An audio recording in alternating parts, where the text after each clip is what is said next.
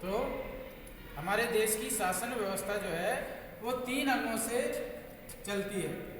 ठीक, कौन कौन से? विधानमंडल, कार्यपालिका और न्यायपालिका।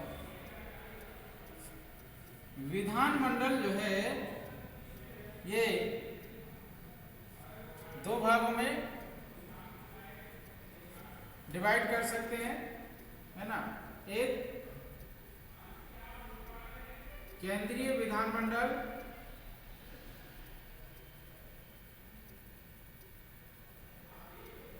और दूसरा राज्य का विधानमंडल। ठीक, केंद्रीय विधानमंडल को ही प्यार से हम लोग कहते हैं संसद,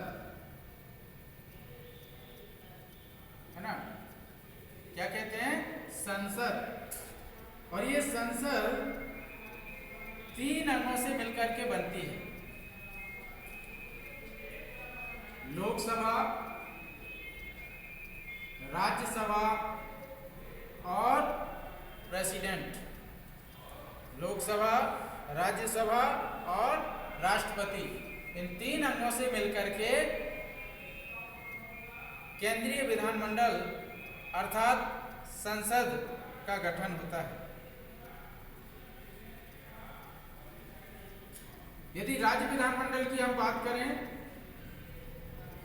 तो यह भी 3 अंगों से मिलकर के बनता है ना। विधानसभा, विधान परिषद, है ना। विधानसभा, विधान परिषद और गवर्नर। लेकिन हम लोग जानते हैं कि विधान परिषद सभी राज्यों में नहीं है, क्योंकि विधान परिषद कंपलसरी नहीं है, ये ऑप्शनल है। जिसको अपने राज्य में विधान परिषद रखना है रखे, जिसे नहीं रखना है ना रखे। और जिसे विधान परिषद सृजित करना है, जहां पर विधान परिषद नहीं है और विधान परिषद सृजित करनी है, तो उसके लिए आर्टिकल 169 में प्रोविजन किया गया है, जिसमें विधानसभा के द्वारा इस आशय का एक प्रस्ताव कि हम अपने राज्य में विधान परिषद का गठन करना चाहते हैं, एक प्रस्ताव 2/3 बहुमत से पास करके केंद्र के पास भेज दे। और केंद्र में केंद्रीय विधानमंडल के द्वारा यदि उस प्रस्ताव को साधारण बहुमत से पास कर दिया जाता है,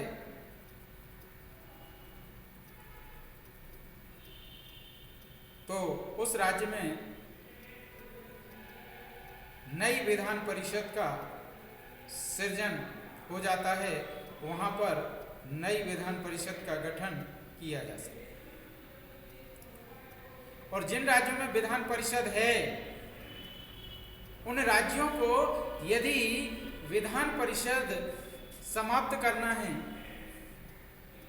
तो उसके लिए भी आर्टिकल 169 की यही प्रोसेस, यही प्रक्रिया अपनानी होगी।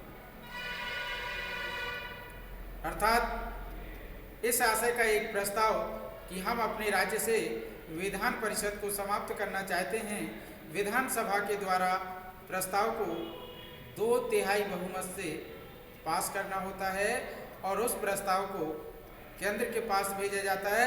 केंद्रीय विधानमंडल यदि साधारण बहुमत से उस प्रस्ताव को पास कर देता है, तो उस राज्य से विधान परिषद का अस्तित्व समाप्त हो जाता है।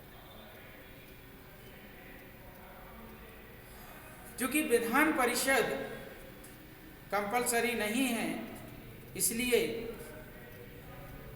अभी केवल 7 स्थानों पर विधान परिषद अस्तित्व में है। उत्तर प्रदेश, बिहार, महाराष्ट्र, जम्मू एंड कश्मीर, आंध्र प्रदेश, तेलंगाना और कर्नाटक। तो इस प्रकार से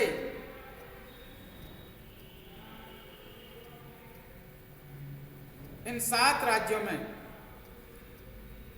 7 ना कहें बल्कि 6 राज्य और 1 केंद्र शासित प्रदेश जम्मू एंड कश्मीर।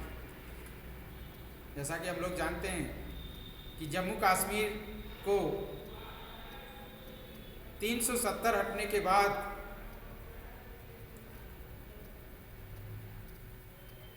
राज्य से केंद्र शासित प्रदेश बना दिया गया।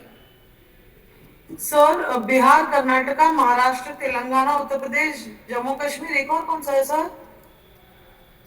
उत्तर Pradesh, Bihar, Uttar Pradesh, Maharashtra, yes sir, Jammu Kashmir, yes sir, Telangana, yes sir, Andhra Pradesh, Andhra Pradesh, okay sir, Karnataka. तो इस प्रकार से 6 राज्य एवं 1 केंद्र शासित प्रदेश जम्मू कश्मीर में विधान परिषद है।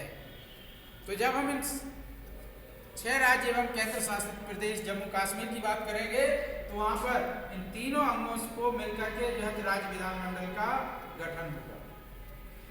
लेकिन जब हम अन्य राज्यों की बात करेंगे, जैसे कि मध्य प्रदेश, छत्तीसगढ़, गुजरात, राजस्थान या इसी प्रकार से अन्य वो राज्य जहां पर विधान परिषद नहीं है, तो ऐसे राज्यों में केवल 2 अंगों से, एक विधानसभा और दूसरा राज्यपाल, इन 2 अंगों से मिलकर के राज्य विधानमंडल का गठन हुआ। तो ये जो विधानमंडल है, तो देश के जितने भी कानून हैं, छोटे से छोटे, बड़े से बड़े, सारे कानूनों का निर्माण इस विधानमंडल के द्वारा किया जाता है।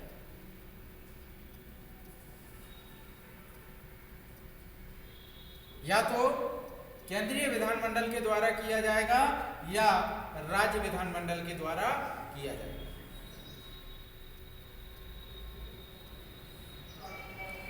इसके बाद विधानमंडल के द्वारा बनाए गए कानूनों को कार्यपालिका के द्वारा एनफोर्स कराया जाता है, लागू कराया जाता है। विधानमंडल द्वारा बनाए गए कानूनों को लागू कराने का काम कार्यपालिका का होता है। कार्यपालिका क्या है? तो कार्यपालिका को भी हम 2 भागों में डिवाइड कर सकते हैं, 2 भागों में बांट सकते हैं। एक केंद्रीय कार्यपालिका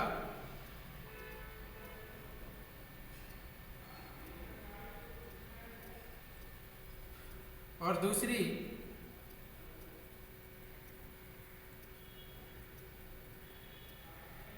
राज्य की कार्यपालिका। एक केंद्रीय कार्यपालिका और दूसरी राज्य की कार्यपालिका। जो केंद्रीय कार्यपालिका है, इसमें सबसे ऊपर आते हैं प्रेसिडेंट, राष्ट्रपति, उसके बाद वाइस प्रेसिडेंट, उपराष्ट्रपति, उसके बाद प्रधानमंत्री, प्रधानमंत्री के बाद केंद्र के अदर मिनिस्टर्स, जितने भी अन्य मंत्री होते हैं, चाहे वह गृह मंत्री हो, रक्षा मंत्री हो, उद्योग मंत्री हो, सूचना प्रसारण मंत्री हो, शिक्षा मंत्री हो, जितने भी मंत्री हैं वो सब मंत्री यहाँ पर आते हैं। उसके बाद इनका सचिवालय,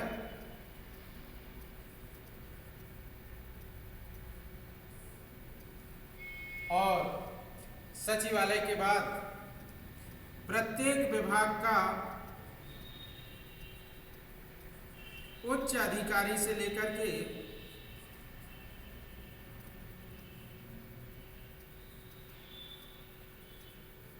निचले कर्मचारी तक,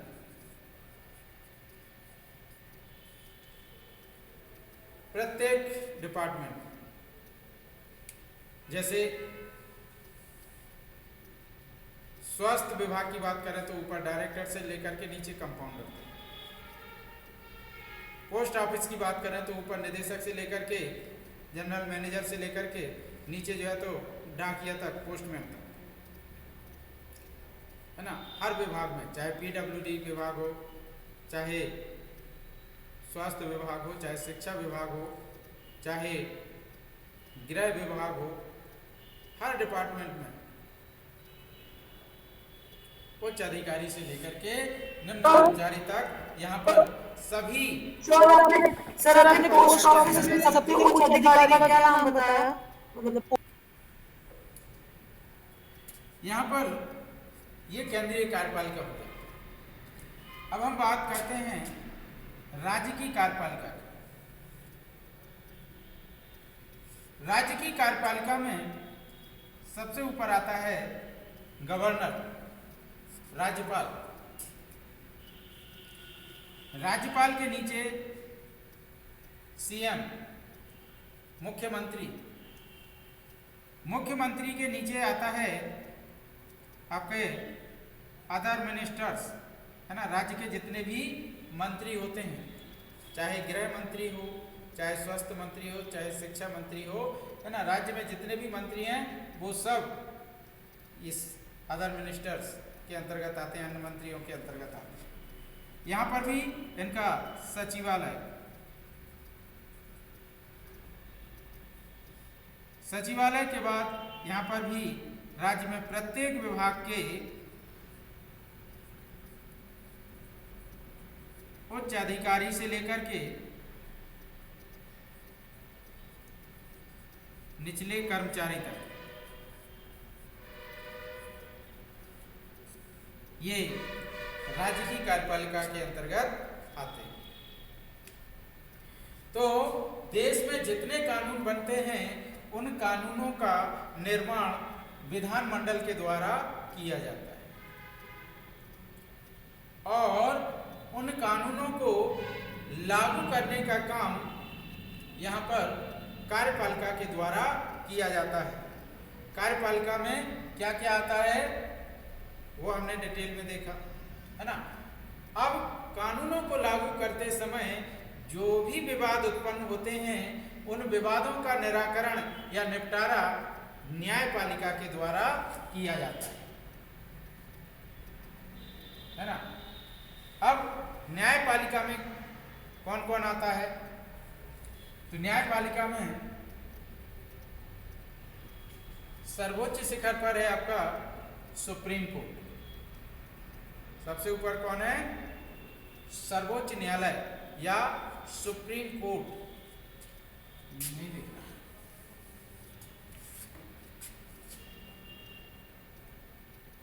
सुप्रीम कोर्ट, ठीक। सुप्रीम कोर्ट के बाद प्रत्येक राज्य के लिए यहां पर हाई कोर्ट होता है। इसके बाद जब हम डिस्ट्रिक्ट लेवल पर पहुंचते हैं, जिला स्तर पर आते हैं, तो ये दो भागों में डिवाइड हो जाता है ना। कौन कौन? तो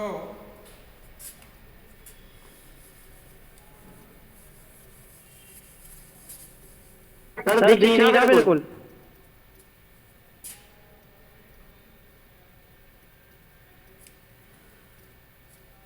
सुन लो भैया, डिस्ट्रिक्ट कोर्ट के दो भाग हैं आपके पास। डिस्ट्रिक्ट कोर्ट के नहीं, जिला स्तर पर हम कोर्ट को दो भागों में डिवाइड करते हैं, है ना। जिला एक स्तर पर। सिविल और दूसरा क्रिमिनल या आपराधिक। सिविल और क्रिमिनल, है ना। सिविल में यदि हम देखें तो जिला स्तर पर सबसे बड़ा कोर्ट होता है डिस्ट्रिक्ट कोर्ट। सिविल मामलों में जिले का सबसे बड़ा कोर्ट होता है डिस्ट्रिक्ट कोर्ट। डिस्ट्रिक्ट कोर्ट में 3 प्रकार के जजेस जो है तो बैठते हैं। डीजे अर्थात डिस्ट्रिक्ट जज या जिला न्यायाधीश, है ना। डीजे या डिस्ट्रिक्ट कोर्ट या डिस्ट्रिक्ट जज या जिला न्यायाधीश। दूसरा एडिशनल डीजे अर्थात अपर जिला न्यायाधीश या अतिरिक्त जिला न्यायाधीश, ठीक। और तीसरा होता है असिस्टेंट डीजे, है ना, अर्थात सहायक जिला न्यायाधीश। सहायक जिला न्यायाधीश। डिस्ट्रिक्ट कोर्ट के नीचे अगर हम बात करें तो सीजे फर्स्ट का कोर्ट, सीजे फर्स्ट सिविल जज क्लास 1 या व्यवहार न्यायाधीश वर्ग 1।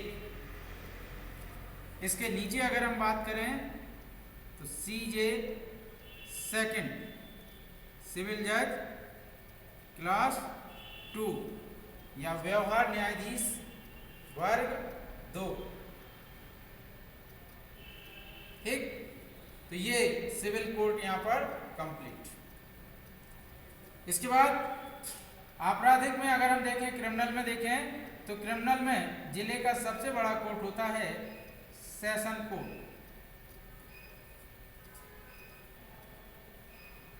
इस सेशन कोर्ट में 3 प्रकार के जजेस बैठते हैं। सेशन जज, एडिशनल सेशन जज और असिस्टेंट सेशन जज। सत्र न्यायाधीश, अपर सत्र न्यायाधीश और सहायक सत्र न्यायाधीश। इसके बाद सेशन कोर्ट के नीचे जब हम जाते हैं तो सीजेएम का कोर्ट, चीफ जुडिशियल मजिस्ट्रेट या मुख्य महानगर मजिस्ट्रेट। सीजेएम के नीचे जब हम जाते हैं तो JMFC judicial magistrate first class या प्रथम वर्ग न्यायिक मजिस्ट्रेट। इसके नीचे जब हम जाते हैं तो जेएमएससी जुडिशियल मजिस्ट्रेट सेकंड क्लास